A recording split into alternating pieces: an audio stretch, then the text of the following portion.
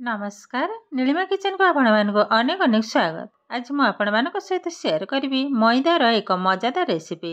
तेबे भिडियोटी को स्किप न करी संपूर्ण देखंतु। आशा करुछि भिडियोटी आपण मानक बहुत पसंद आसीबो।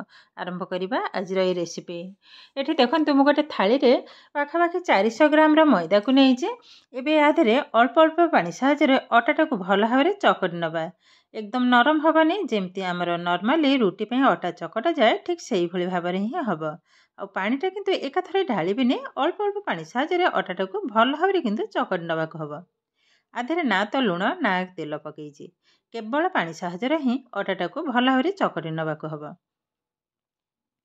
देखंतु मु किंतु पाखापाखि 2-3 थर पानी किंतु ऐड कली, एकदम अल्प अल्प आ पानी लागिबनी। एबे भल भाबरे टिके चकटी नबा।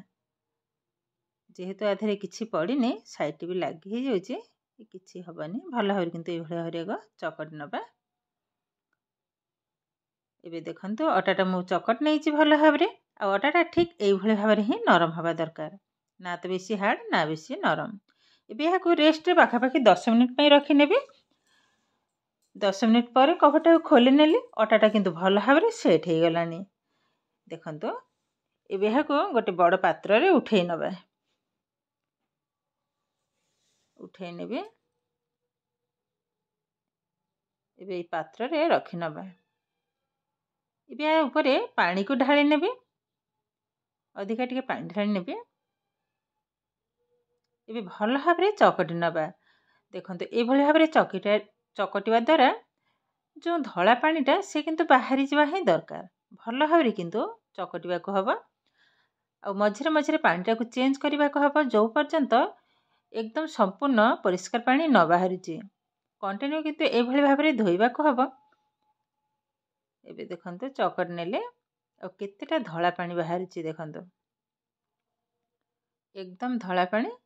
एबे पानीटा को पुनी बाहर करनेबे। पुनी आधरे पानी ढाली नबा। बेसिन पाखको नै जिबे ए भलो हबो किंतु। एबे देखंतु कंटिन्यू किंतु एभଳି भाबरे जो पर्यंत ए धला पानीटा न बाहरछि सेही पर्यंत किंतु एभଳି भाबरे चकटी चकटी किंतु धोइ नबा को हबो। एबे हल्का टिके धला कमी हे गलानी। पाखापाखि 7-8 थर म धोइ सारलेनी। भल भाबरे आ टिके धोइ नबा। एबे भी धला पानी बाहरी जे संपूर्ण परिष्कार पानी न हवा पर्यंत किंतु धोइबा को हबा। एबे देखंतु पानीटा किंतु एकदम परिष्कार भाबरे बाहरी हे गलानी। आ आधेरे किछि नाही। आ ये देखंतु ए जो मैदाटा पूरा एकदम रबर टाइप रे ही बाहरुछि। आ पानीटा एकदम धला। एबे कोन करबा भल भाबरे मु चिपुडे नै छी। तापर एभଳି भाबरे एकदम छोट छोट बॉल आकारे काट नबा। एकदम छोटो जे बुट ठारो आ टिके स्लाइड टिके बड़ एभଳି भाबरे सब जाक आग काटी नेबे। देखंतु सब जाक आरी भीतर मु काटी नै छी। देखंतु एकदम छोट छोट किंतु बनी छी। एबे रोसे स्टार्ट करिबा।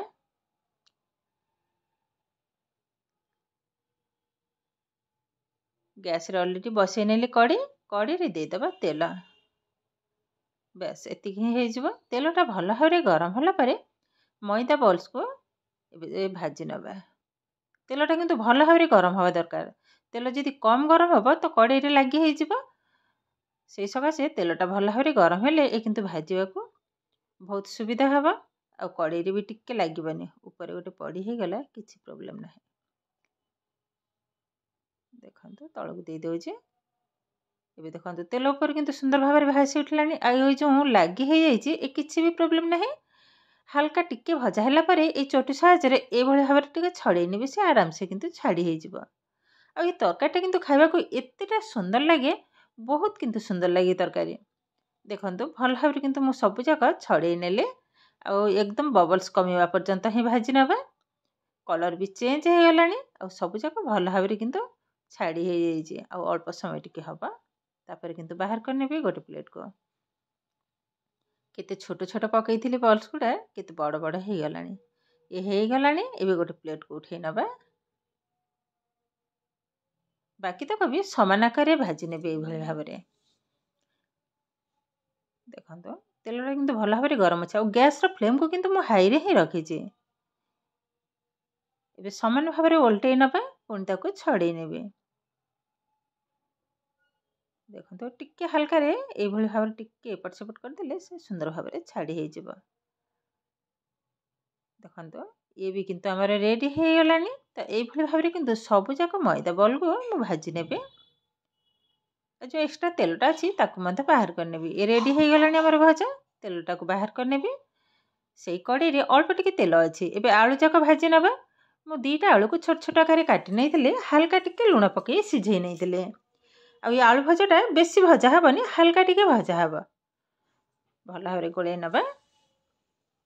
एबे देखंतो आलू भजाटा किंतु आमर ऑलरेडी हो गलानी। एबे बाहर करनेबी। ये किंतु बेसी किंतु भजा हेनी एई भली भाव में ही हब। एबे सब जाक उठे नबा। बस या मतलब बाहर करनेले। एबे से कड़े रे देदेबा तेल। एतिक तेल हेले हो जिवो। तेलटा भल भाव में गरम होला परे आधर देदेबा हाफ टेबल स्पून कला जीरा। एबे देदेबा गोटे सुखिला लंका। कला जीराटा पकेबा द्वारा तरकार फ्लेवरटा किंतु बहुत सुंदर आसे।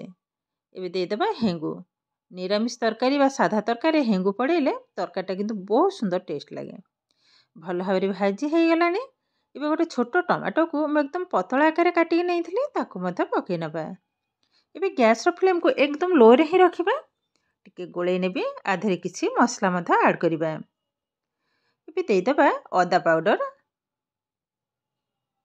बस हल्दी पाउडर लंका पाउडर जीरा पाउडर एवं करी पाउडर स्वाद अनुसार लुण। एबे भल भाव में सब जाक गोले नबा। हल्का टिके पानी मध्य देदेबे। जेहेतु सुखिला जिनिस सब पड़ी मसला हल्का टिके पानी देबे अल्प टिके 2 टेबल स्पून। बस 2 टेबल स्पून टिके अधिका पड़गला किसी भी प्रॉब्लम नहीं। भल भाव में भाजी होला परे आलू पकेबे। 1 ରୁ 2 मिनट टिके मसलाटा भाजी होला परे देखंतु कलर भी सुंदर आसिलानी आ तेल भी छाड़ी हो गलानी। एबे भाजी के रखी थिबा आलू को मता दे दबा। पाखापाखि 1 ରୁ 2 मिनट आउ टिके कसी नबा। एबे गैस फ्लेम को मीडियम रे ही रखिबा। एबे देखंतु आलू कषा किंतु ऑलरेडी हो गलानी आ कलरटा देखंतु केतेटा सुंदर बनी जे। एबे आधरे दे दबा पानी। पानी टिके अधिका दबा को हबो। ए तरकार मेन हो जे जो झोलटा खाबा को एतेटा सुंदर लगे। थरे हेले बे एभली भाव में तैयारी करी खाइबे देखिबे केही जानि परिबेनी जे मैदा तरकारी बोली। एबे देखंतु तरकारी किंतु सुंदर भाव में फुटिबा स्टार्ट कलानी। एबे दे दबा 2टा कंचा लंका ताकू मु चिरी नहीं ताकू मध्य पकई नेबे। 2टा कंचा लंका बस। एबे भाजी के रखी थिबा मैदा बॉल को मध्य पकई नबा। एबे आउरी 2 मिनट पई हाई फ्लेम रे ही फुटिबा पई छाड़ी देबे तापरे ओल्हे आनिबे। ए तरकारीटा विशेष कर मायापुर रे ए मैदार ए तरकारीटा किंतु बहुत फेमस। जे थरे जाइचंती मायापुर ए तरकारी न खाइकी मध्य आसीबेनी। तरकारीटा एते सुंदर टेस्ट लगे। विख्यात किंतु ए मायापुर रो ए मैदार ए तरकारी। एबे देखंतु यार भीतर तरकारी हमर पाखापाखि रेडी हो गलानी। आई बॉल गुड़ा भी बहुत सुंदर सॉफ्ट माने केही भी जानी परिबेनी तरकारीटा मैदा रे तैयारी बोली। रेडी हो गलानी। एबे ढाली नबा गोटे प्लेट को। कलरटा देखंतु केतेटा सुंदर बनी जे। एबे आ ऊपर दे देबा गरम मसला एवं किछि काटिकी रखिथिबा धनिया पत्र। देखंतु केते सुंदर भाव में मायापुर विख्यात मैदा रेसिपी किंतु हमर रेडी हो गलानी। यह को गरम भात किंबा रुटी सहित मध्य खाई परिबे बहुत सुंदर लागिबो। आ केही भी जानि परिबेनी जे ए मैदा रे तैयारी ए तरकारी। आजिर भिडियोटी आपण मानकु केमिति लागिला कमेंट करबा को जमा भी भूलिबेनी। आ जदि भिडियोटी भलो लागे लाइक करिवे शेयर करिवे। चैनल ले नुआ थिले चैनल टी सब्सक्राइब करबा सहित पाखरे थिबा बेल आइकन को क्लिक करिवे। आगु को आसुथिबा नुआ नुआ भिडियोर नोटिफिकेशन सर्वप्रथमे आपण मानक पाखरे पहुंची जिवो। फेसबुक पेज रे देखुथिले पेज को निश्चय फॉलो करिवे। ताहेले आजि पई रहुची पुणी देखा हबो आउ एक नुआ भिडियो रे। नमस्कार।